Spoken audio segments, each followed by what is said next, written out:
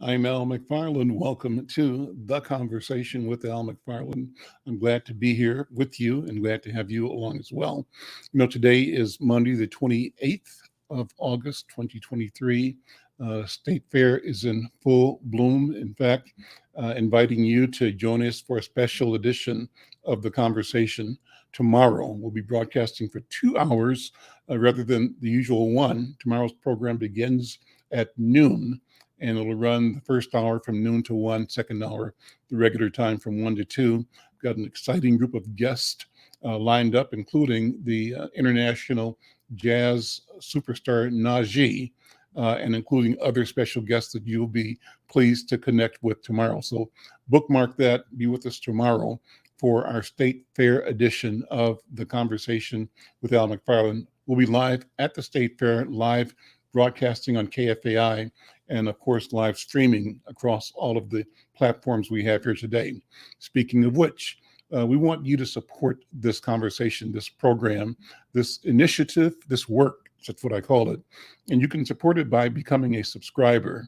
We're presenting this across about 7 social media platforms. We're on 2 YouTube channels. We're on 3 Facebook channels, and we're on LinkedIn and on Twitter. On the YouTube channels, we're at the Black Press USA. That's the platform for the Black Press of America. We're members of that at Inside News. And through that, we connect with 200 Black newspapers around the country and thousands of people that are connected to the Black Press mission in this country. But we also are streaming on the Inside News YouTube channel, and we want to do our measurement, our metrics of how and who we're reaching through that. So I'm asking and inviting you to be a subscriber. You go over to YouTube, Inside News MN, click on, and then subscribe, share, and like. Subscribe, share, and like, and then you will be part of building our membership, our subscribership. Got about 500 people so far, less than that. We want to get to 1,000. Every click counts, yours counts. So do that today. Help us get to this interim goal of getting 1,000. Do it right now. Before we begin today, we want to let you know that we continue to work with the Minnesota Department of Health, encouraging our communities to stay aware and to get tested, to do prevention about COVID-19. While there's no state of emergency anymore, the pandemic is declared over, the threat for COVID-19 still exists. And one thing that you can do to connect with and get resources and information about COVID-19 is check out the Minnesota People of Color Pride presentation. They're doing a back to school bash on September 1st.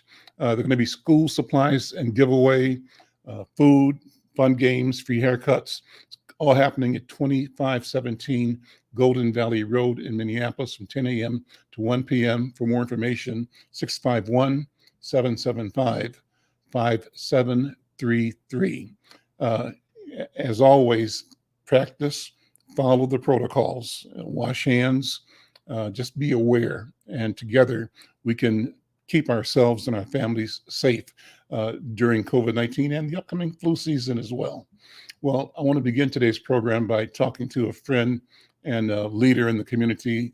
We've talked and worked together for a long time. Al Flowers is here, and I asked Flowers to come on to give us an update on the work that's being done by the communities against police brutality and the unit. Well, that's not the right one. The Unity Community Mediation Team. Flowers, Mark Anderson, Reverend Ian Bethel, and others have been in ongoing engagement with the Minneapolis Police Department about how do we get to accountability. And that's what I wanted to talk about first today. The recent announcement was that last week the UCMT hosted a training, this is last Monday, August 21st, to tell people how to file police conduct complaints. And they did this in partnership with the Minneapolis Civil Rights Department.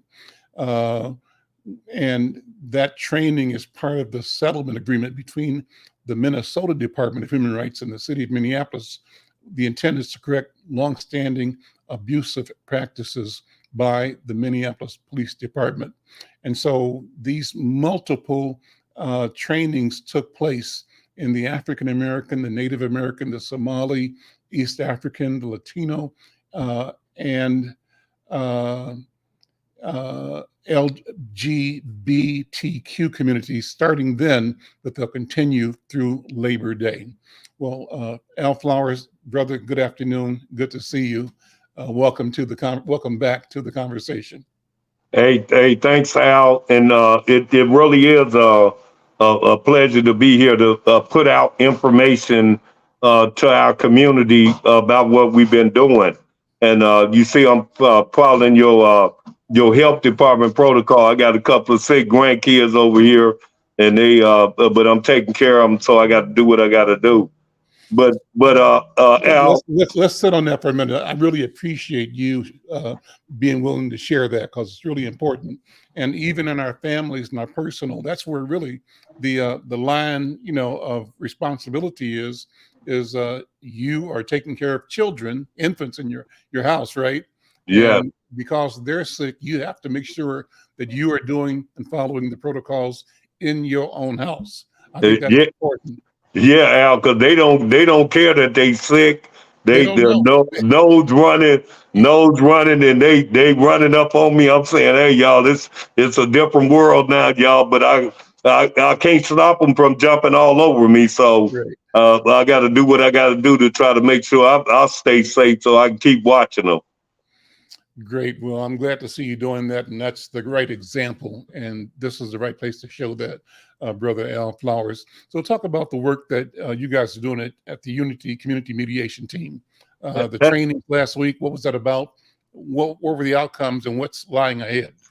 Well, Al, it's important that what we're doing when we talk about the centers that we're trying to open in our community, so you can go to a place like New Salem Baptist Church, the NAACP, Sabathani Community Center in our community, and then in other communities like Little Earth, the American Indian Center, the Latino community, the Latino community, and then the East African community.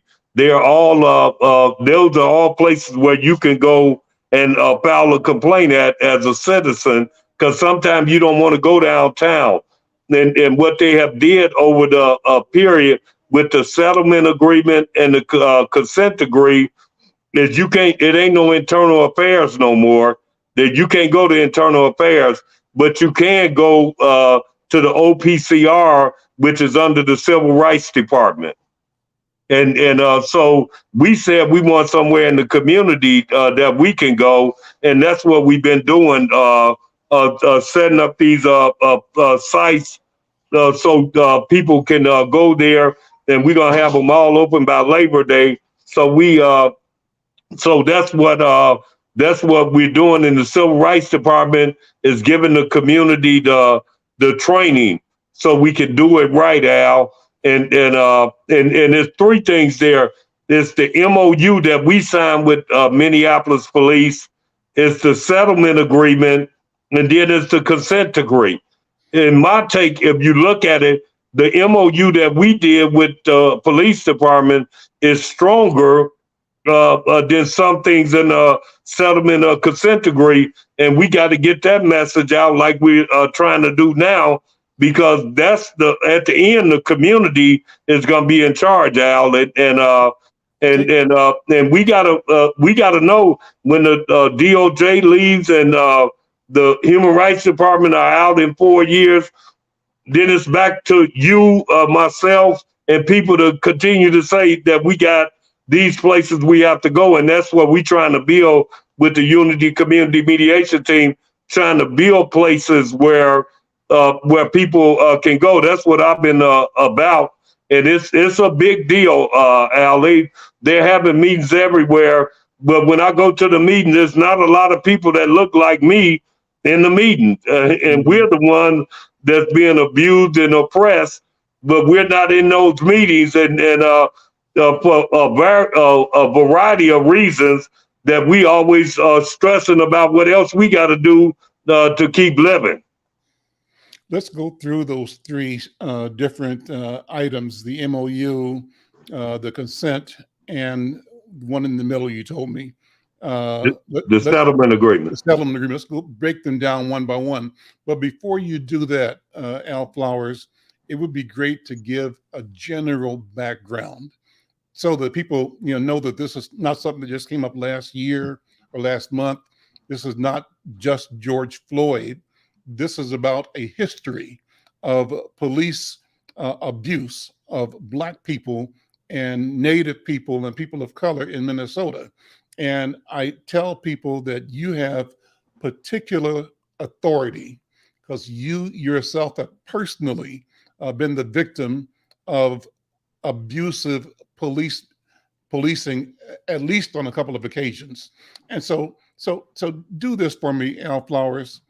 Talk about your personal story, but use that to describe what the general environment has been that all Black people, many Black people have experienced, felt, or feared.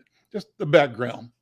Well, Al, over the last 25 years, I would say I had not one, not two incidents, but 5 incidents of being assaulted by police in Minnesota.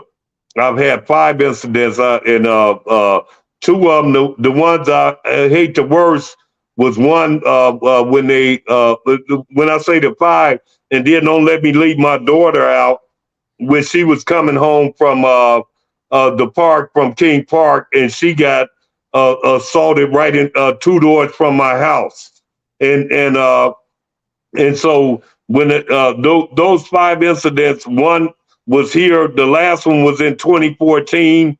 One happened at the Minneapolis Urban League, but the last one here at in 2014 was one with my daughter, a situation with my daughter, where they came to say they was gonna arrest her, but they didn't have a warrant. I asked them, what are you coming here to arrest her for?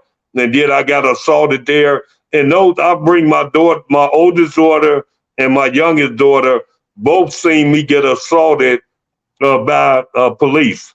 And so that's my history. And I go back to the mediation team. Well, when we did it in 2003, I was assaulted right while we was doing mediation. Mm-hmm. And so a lot of people wonder, why would you fight to do this? Why would you fight and they did this to you? Why ain't you on the other side saying burn it down, abolish, defund? And I said, I won't put myself in front of our people, Al. I could go out there and I could be a high profile person out there saying, yes, they did this to me, but it would be detrimental to my community if I did that, because I would be saying ain't no problems in our community with violence and crime and things like that. So I couldn't do that. And even though it sometimes it hurts me that I have to defend sometimes when they still doing wrong right today. We still file complaints. We file complaints about what they're doing right now. Al, they still tried to hire police with a background of beating people in Virginia. Yep. And things like that. And then we got to find out ourselves. They don't tell us, we have to find out. And so that to continue to try to work with them when they don't really want to work with us. They really don't. The police system ain't made to work with our people. That's not what they do. It's made to keep us under control and things like that. And I know that. So that's why doing this, I'm just trying to guide our people to the right space, the right spot. I'm gonna take this down, but the right places for us to move our agenda. Because if we don't do this, just like Marx told me, this is a lawless society. And so it doesn't matter if we think we don't need the police. We do need them, and it's how we work with them, and how we going to talk to our community who's been abused, Al, to do what I'm doing. You know, it's hard selling this to our community, saying, no, you need to be a police. They don't understand. You really do need to be a police. Mm-hmm. And that's where we so the beatings that I took, that a lot of people that's fighting against them know I took them, and they wondering why we don't just demolish, abolish, defund, and all that, and we just can't afford it. Let me restate what I hear you saying, just so that you know, you're presenting a unique balance. On the one hand, you are speaking personally about your experience being a victim of police abuse. And I know I ran a front page story on you, I believe, that showed your face busted up. You know, you were beaten horribly in your own home when you were questioning why the officers were there without a warrant and seeking to arrest your daughter.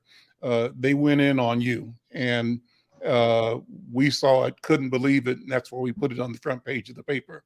It was devastating. And then that wasn't the only time. There were several more times for things that happened with you. And yet, this is what you just told me, and what I know, you have maintained the position that as a community, we still need to have responsible policing. And what you stand against is irresponsible, cavalier, racist occupation of our community. And you want to get rid of that, but not get rid of the need for and the appropriateness of responsible law enforcement officers in our community. And you want our people to embrace the right doing officers and work with them so that they can support our quality of life, our desire to be able to walk in our neighborhoods without being shot at or accosted, or without fear of being robbed, or our houses and property being you know, under siege. And so you really are expressing a balance and a belief that at the end of the day, we have to be responsible for making the police department the kind of police department we want, that is consistent with our sense of our own dignity, and which is consistent with the law, but which is rid of abusive cowboy mentality, where some cops think they can do what they want to do just because they feel like it, even when it's illegal. Am I saying that the right way? Absolutely, Al. And we have to speak up, because nobody else is. And let me just give you an example of why African American, our community that we advocate for all the time, have to speak up. When the Justice Department came in, and they said African Americans and Native were discriminated against. They were the one that was pulled over. It wasn't no other community, although ours is diversified with all communities, as we always do, right, Al? Mm-hmm. It doesn't matter if you LGBTQ, if you East African, Latino, African Americans would normally, and that's the way you operate. You're gonna make sure those communities are took care of. But when the Justice Department came, they talked about the discrimination, but the cases they brought up, when Merrick Garland, the U.S. Attorney, was a great time to lift African Americans up. But what did he do? He came in, made the announcement here in Minnesota, and he talked about the two cases he talked about with what happened in discrimination against our East African brothers and sisters in Somali, about something in Mogadishu. Some officer said, y'all could go back to Mogadishu. The other one was Justine Diamond, the white woman that was killed in Southwest Minneapolis by the Somali officer. What I'm saying about that, they still, after they know that we were discriminated, they couldn't say it was African American people that's been here, descendants of the enslaved people, or they couldn't say anything about the native.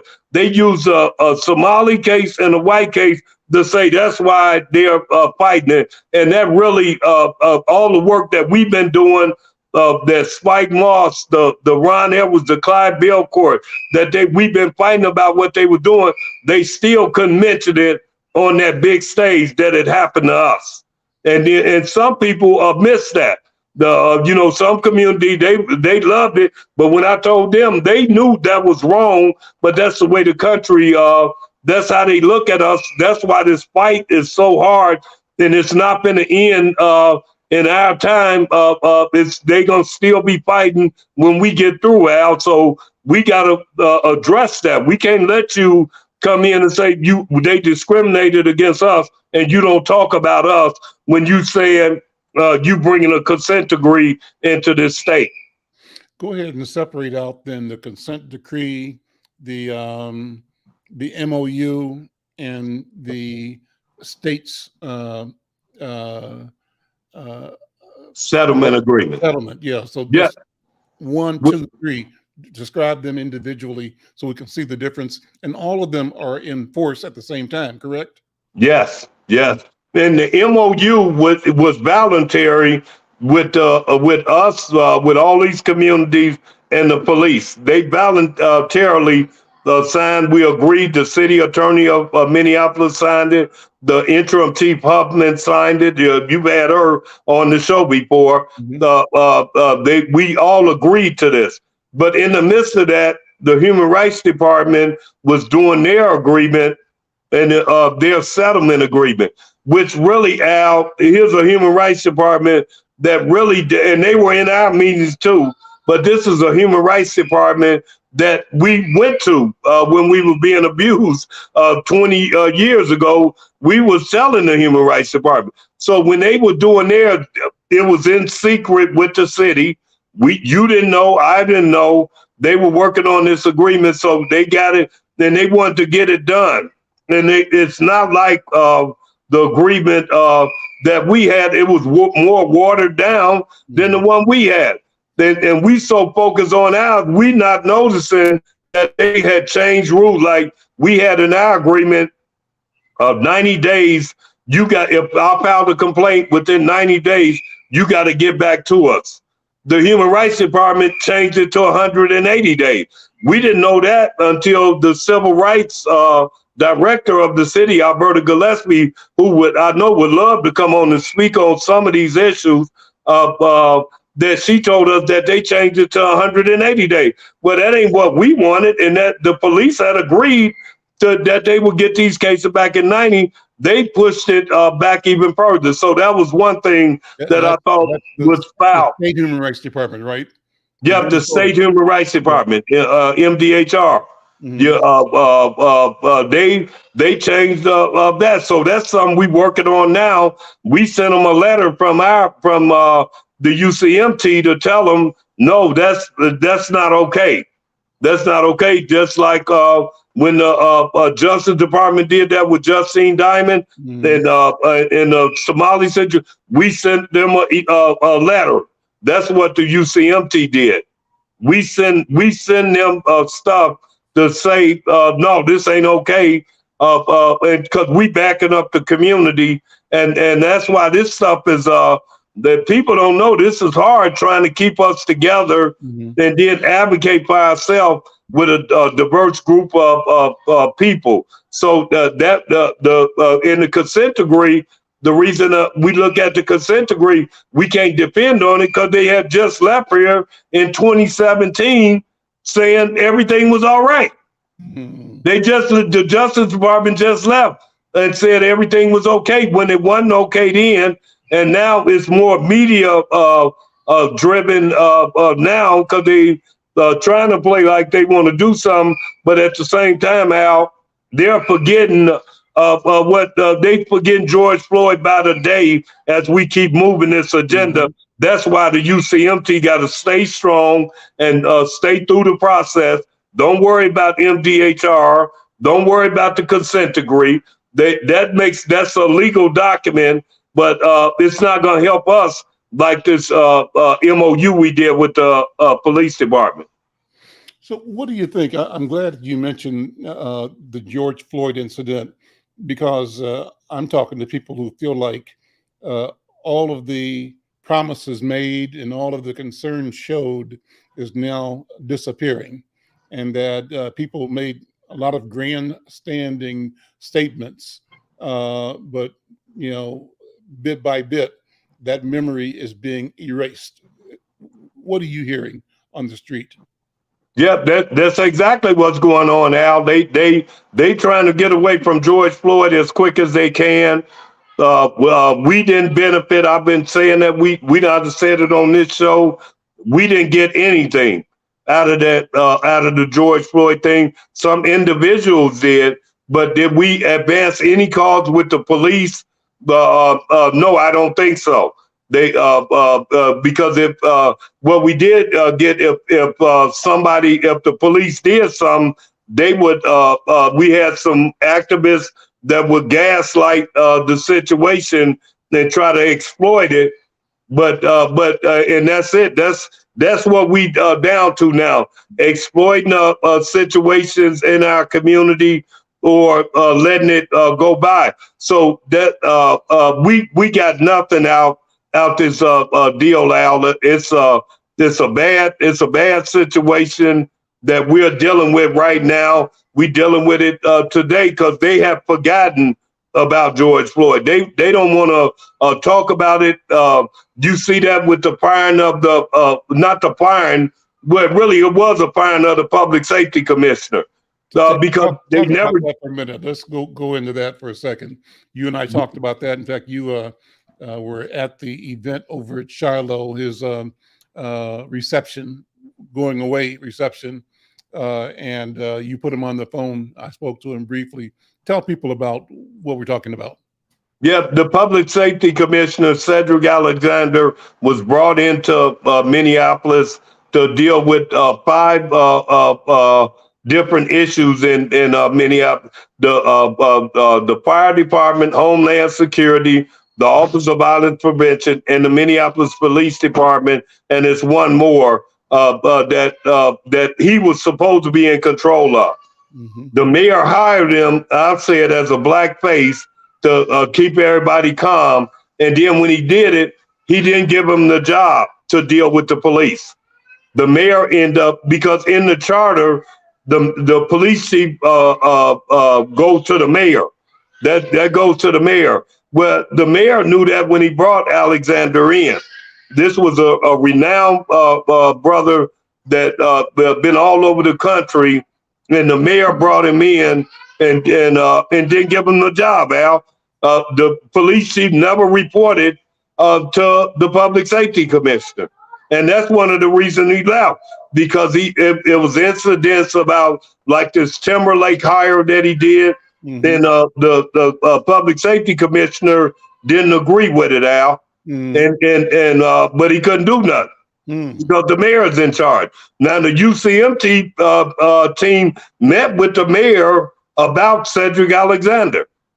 We said, hey, hold up. Now you discipline him for just going on social media, but then the chief was not truthful, and I'll say that over and over again. He lied, but they like to say untruthful, and I'd have changed my words now to say he's not being truthful, because that's a policy that they supposed to be truthful, and but nothing happened to him. And then it was and right now today it's an investigation going on in the city of Minneapolis about our police chief because of that incident with Timberlake, but hiring him. But it was also when he first got in November, he got into an incident with the Edina police, where he was and they filed a complaint on him. That was in November when he first got here. The mayor or anybody never said anything about that. And then he had another incident with use of force. And this is why I think the commissioner of public safety really left, because he was telling it to the mayor, and then I think the public safety commissioner or the mayor is the one that opened the investigation on the whole thing. And then Channel 5 News reported on it. Now everybody is looking, saying what we talked about in April. It got to hit the white paper or the white news. When we telling you it happened, and in the black media, you playing like it don't mean nothing. Soon as the white Channel 5 News or the Star and Trip, these papers, then you say it, and you're behind almost a year. And that's what happened. We lost the public safety commissioner because they never gave him the job. He never could tell the police anything. And he opened I believe it's going to come out, because now all of a sudden, Al, the city attorney is investigating who leaked that information out. They just did that today, saying now we're going to investigate who put the leak out, not investigate what the leak was about, which was about the chief doing something in Edina that shouldn't have happened in November. The chief doing that with Timberlake, the chief in a excessive force complaint. All those things, and they saying there's even more coming forward. And they're fighting with the union, the police, the chief, and they're fighting with the union. The mayor is trying to cover it up, and you got us in the middle that's working with the union, working with the police department, because we don't have time to get in the argument with what the chief is doing right now, which is some of the stuff just not correct. But is the mayor gonna move him? I don't think so, because he, you lost your public safety commissioner, and now you did this here. Then the mayor keeps distracting by putting something else on the news, so you'll forget about what just happened yesterday. Talk about Timberlake. What was that about? Timberlake was an officer in Virginia that beat up African-American male, a mentally ill male, and tased him and did all these things to him. And he was let go on the porch, but he did not. And then he went to court, and as usual, they said they dismissed the case and let him go. And then he came up to Minneapolis to get hired here, and then they had the meeting, and the chief was in the meeting. The chief was in the meeting, but he said he didn't see the video tape. And then Timberlake said, "No, but I told you everything I did. I told you everything I did," and he didn't act on it. He said, "If I would have seen the videotape, then I would have said something." But I didn't see the reports indicated that Timberlake said that he wanted to make sure it was on the table because he didn't want to have blowback later, right?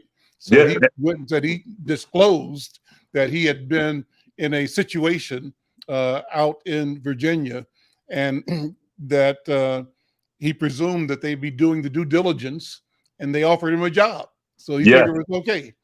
And then what happened then? How did it? So they offered him the job, and then they always try to drop it on the lower employee, but we all knew, and I got mine from this came straight out of there with what was happening down there. When he did that, he couldn't get out of it. Al, they started knocking people out and saying, you did it, and putting it on somebody else. And really, but the public safety commissioner or the mayor, one of them, it's an outside investigation going on right now with a private law firm that we just finding out today that it was a private law firm, and we should get more of that information as we ask him. And Timberlake told, not only did Timberlake told the union came out and said that the chief was in the room, and not that just us, PBS News was saying, no, you were in the room. So he told news reporters and everything. Then that's why everybody's saying, well, it's not balanced how you treat the African American, which was Commissioner Alexander, and then former Chief Rondo. Remember, the mayor disciplined Rondo for coming out and said we do need police because he shouldn't have said it in his uniform. He shouldn't have said it, and he disciplined those 2 black officers. And then everybody is watching this. I gave you 3 incidents already: Edina, the use of force, and the Timberlake one. Then nothing's no discipline, no nothing. What was the Edina incident? The Edina incident where he was trying to tell Edina police to give him information on a domestic with one of Minneapolis MPDs, and Edina said police wouldn't give it to him, and then they said he went irate. That's public. That's public now that he went irate, and then Edina police filed a complaint on him in November. He had just got here. Mm-hmm. And that's what's going on there. And then the other one is the use of force that he didn't have his body cam on, and it was force used in that, and then he didn't write a report. And then the one we keep talking about, Timberlake, is one that that he told Timberlake that don't worry about it. If you keep your nose clean, I'll get you through, and I'll make sure I work with you. And he said all that, and then say, "Oh, but I hadn't seen the videotape." But the guy had told him because he knew it was gonna come up. He knew it was gonna come up. And then after that, then they was gonna hire Storley, Al, and you'll know this. Storley was the officer that shot Dewey Knowles. Dewey Knowles, remember that was the biggest lawsuit settlement with Dewey Knowles, and Storley was on the department, and he had applied to be an investigator, and he made it through the chief and them too. He met so they weren't really trying to stop some of these horrible officers from getting in. Mm. So what does that leave us now? So, back to the dilemma. On the one hand, I think you want to let people know that, and I want to let people know that we as a community are not anti-police, that we have not been calling for defunding the police or abolition of the police, but instead we've been talking about justice, about fairness, about equality, and about equity. And we've been talking about having the ability to know that our lives matter, our voices matter, our interests matter, and that we have a voice that is part of the development of policy and practice around public safety. That has been ignored historically as part of what I would describe as supremacist white arrogance, but we as a community are not standing for it anymore. And so therefore we raise our voices. What do you think? Yeah, absolutely, Al. Your same line where you talk about the misery, you talk about misery, but you talk about the misery, the misery management machine. We get the misery, they get everything else, and it goes to this with policing. This is why the policing is so important, Al. That we got to get this right, because we got something bigger in front of us, and that's the economics. That I know we're gonna do a show on coming up in the future. If we don't get this police thing right, we're never gonna get the economic part right. And that's why what you said. We know we need the police. The people that say we don't need the police, somebody said that. Well, how do you get to? I said, no, I talk to our community. I talk to you, Al. I talk to the people in the churches. I talk to leaders in the community. And we were saying we need police. We got to do it right. But it was people making a lot of money off of saying, no, let's just get rid of it, abolish, dismantle it. You was making money over there. The media was making money to keep that fire burning, because you sell more advertisement. It's more stuff there. But it's so important that we are doing this right here, Al. And I don't have to tell you this. The economic part. I want to get over to this economic part because you've been saying it for years.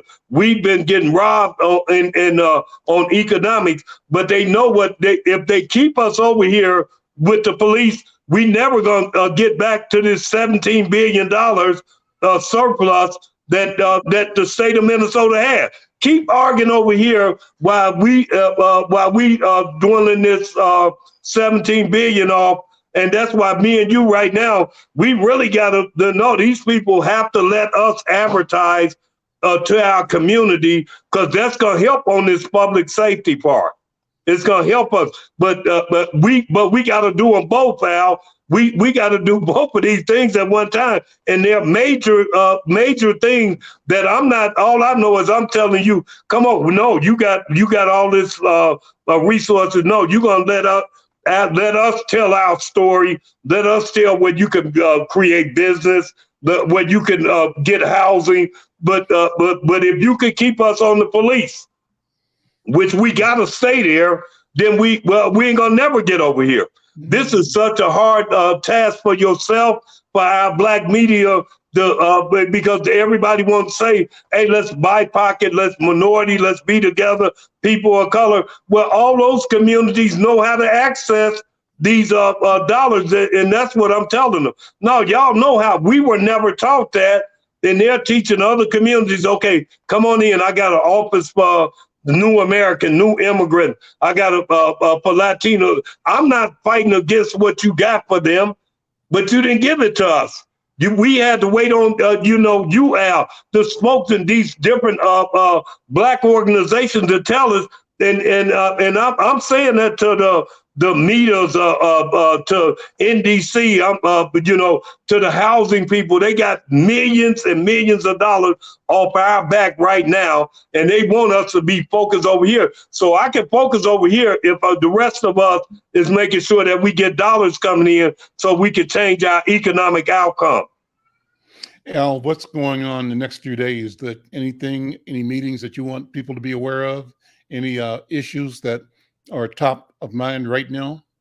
I would say if you want to know about law enforcement and what they're doing with the consent decree or the settlement agreement, it's on there. It's on the Justice Department website. It's on a state website.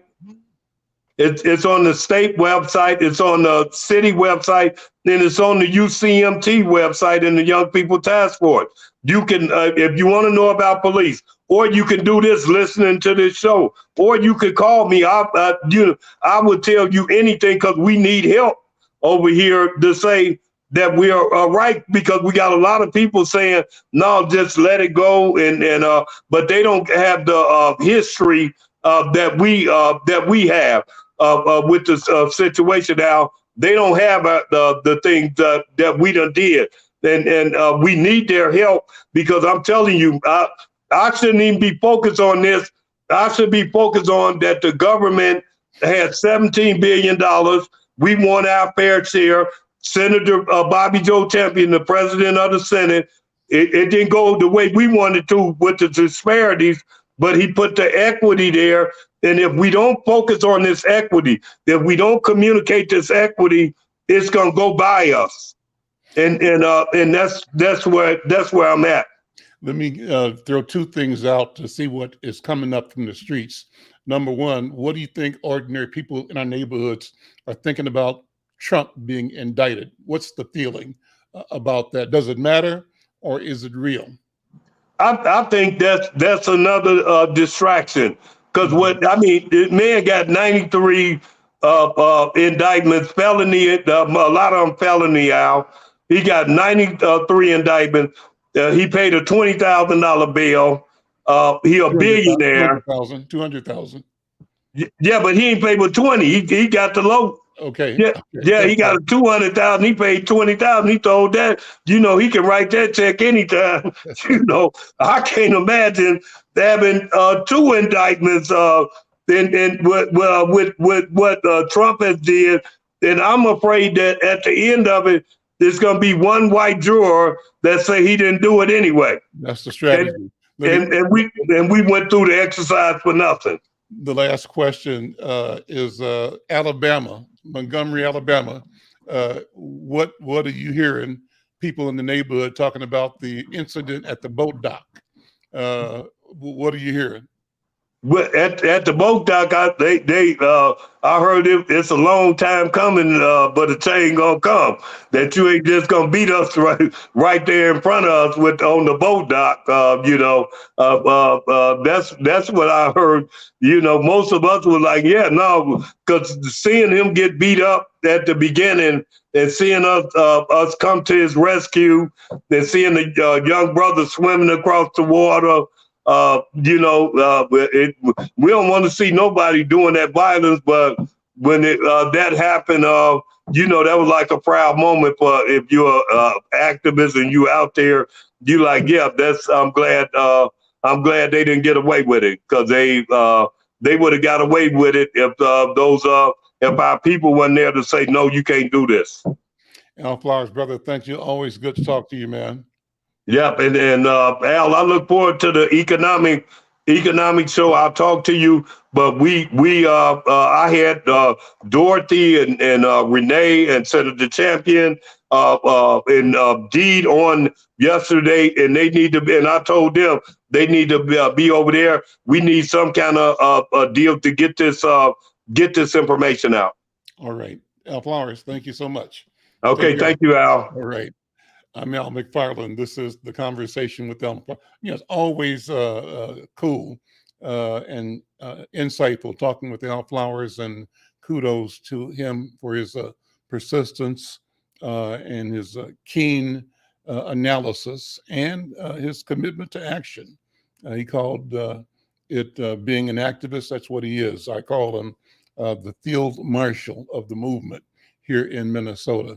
Well, let's pivot now for the balance of the show with my regular meeting with Insight sports editor, Coach Leah. Coach Leah, who produces the podcast, the show, After the Whistle, the live stream here on our channel. Coach Leah, how you doing? I am wonderful. It is good to see you, my friend. Thank you. It's always good to see you on these Mondays.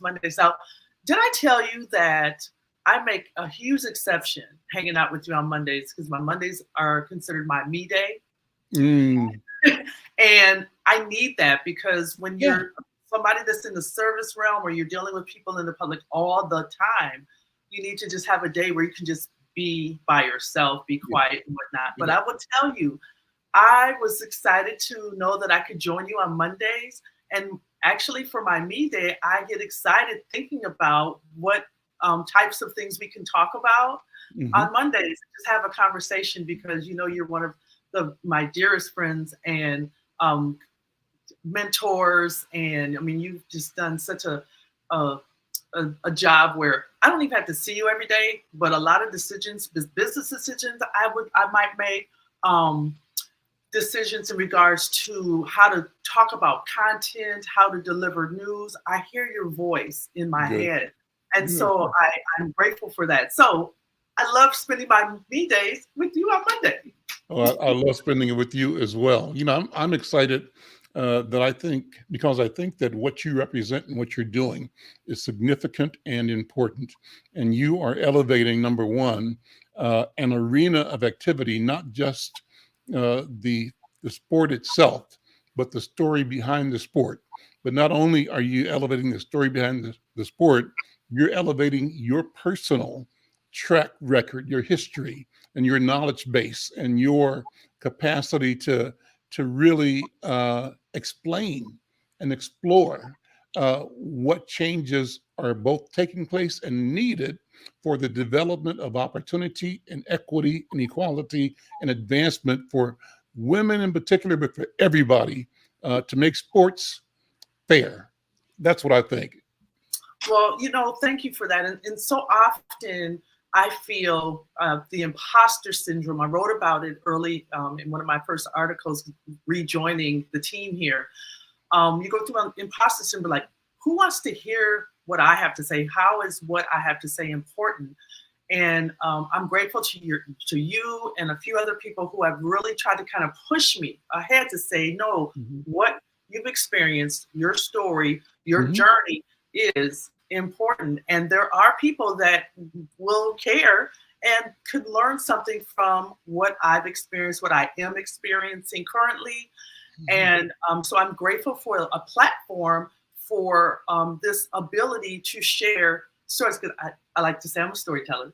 And so to be able to share these things. And so I'm learning to get out of that space and be more forthcoming and feel more confident about sharing.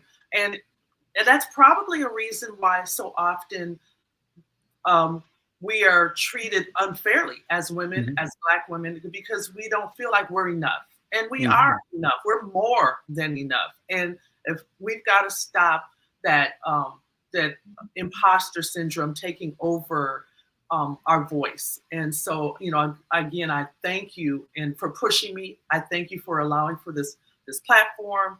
And, I want to do my best work. I will always bring that every single day. And so with that being said, there is Coach Leah's After the Whistle will be going into season 2 very soon. We're going to have a hiatus coming up. Season 1 will be wrapping up next week, our day after Labor Day episode. And I am going to have a guest hosting for me beginning tomorrow's episode. And his name is Brian Spann of Spann Man Media and also of Insight News. And he's one of our photographers. He's bringing his keen eye and expertise to Insight. I'm so grateful that he's agreed to take over for my duties tomorrow. And the reason he is taking over my duties tomorrow is because I am having a surgical procedure done on tomorrow. More will be coming forth in regards to that and that journey. And just as a tease, let me just say this, again, so often as women of color, the things that we are going through health-wise, the things that we are enduring on a daily basis, we push it aside way too often because we're caring for our families, we're caring for the community, we're caring for others, people that we don't even know, and putting that as a priority before our own health. And we've got to stop doing that. We've got to start paying more attention to our bodies. I am doing that. I'm taking care of me. And so I'll be going into a hiatus a little sooner before my show, but there are going to be times between now and season 2 where you and everyone will be able to learn about this journey. And it's really, really important that I talk about this what I'm going to be going through. Well, that's really cool. Let me just weigh in on that in a certain level. On my side, and this is good for all of us to think about and talk about. I talk all the time, Coach Leah, about 3 things. One is that, on Friday, we do the Healing Circle with Dr. Praveda Garudakinsanya. Oh, and I love her. Please tell her I said hi. I will tell her. Very but I tell on the show that 3 things. One is that, she is a customer of mine. Her company buys advertising and Insight News. Number 1. 2, I am the chair of her board of directors, the African American Child Wellness Institute. 3, I'm also a customer of hers. I go to my therapist every Friday morning, and I've been doing therapy every Friday morning for at least 2 years. I wish I had started 20 years ago. And the reason I'm talking about it, because I want other brothers, in particular, other Black men to say, you know what, we need help. I'm saying Al McFarlane needs help. Al McFarlane needs help, and I'm willing to and anxious to seek that help because help is there, number 1, but you got to go ask for it. And the beautiful thing is that we got people in our community who have fabulous knowledge, ability, skill, and genius, and they are there in their capacity as healers. And so you saying that you want to talk about what you're going with and through, that's wonderful. I think that's what we got to do. We got to talk to each other and tell the truth, and that's the name of the game. So absolutely. So I want to give a shout out. So Mhm. my care team is 3 amazing women, Mhm. 2 of which are of color. Mhm. And Dr. Tracy Lynn Hall is my oncology surgeon. I have Dr. Vanny Patlori, who is my primary caregiver, beautiful sister, young East Indian, sharp, very thorough, amazing. And then I also have Dr. Tiara Richmond, who I consider my complete wellness doctor. She has a total wellness, your total care and day spa. Mm. They do it all, and they are all, I keep them all in the loop. They all have access to each other's notes and that comprehensive care that I'm so grateful for. And again, I've got 3 sisters that are going to be helping me on my journey, here and moving forward. And that's what it's about, being able to have a care team put together. So with that being said, I just wanted to tell you guys, be on the lookout for this. We're sending, please send positiveness, your love and your life this way. And be sure to watch Coach Lee's After the Whistle tomorrow, 4 p.m. Central Standard Time, live. Your comments and questions will be able to be answered. We've got a great guest, Michael Shelton from the Minneapolis area, who is the executive director of a youth program out of the Twin Cities, the Heritage Youth Sports Foundation. Plug, that is my brother-in-law. I'm just gonna throw that in there, but he's doing great work. Awesome. And my new brother brother from another mother, Brian, they're going to be having a very engaging conversation. Our final show of season 1 is going to be super cool.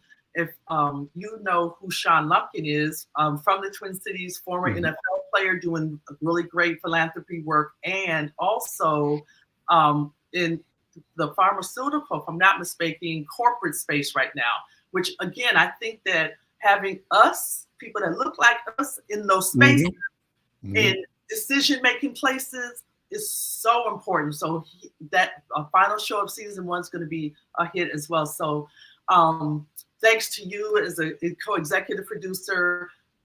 Thanks to Vash as another co-executive producer, my development producer, Nicole Lester Merritt, who's going to be moving away to Florida, but that's okay because we've learned COVID has taught us a lot. And this That's right.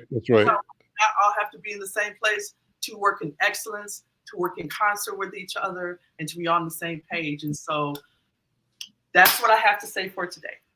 Well, one last 30 seconds on the notion of reunion. Yes.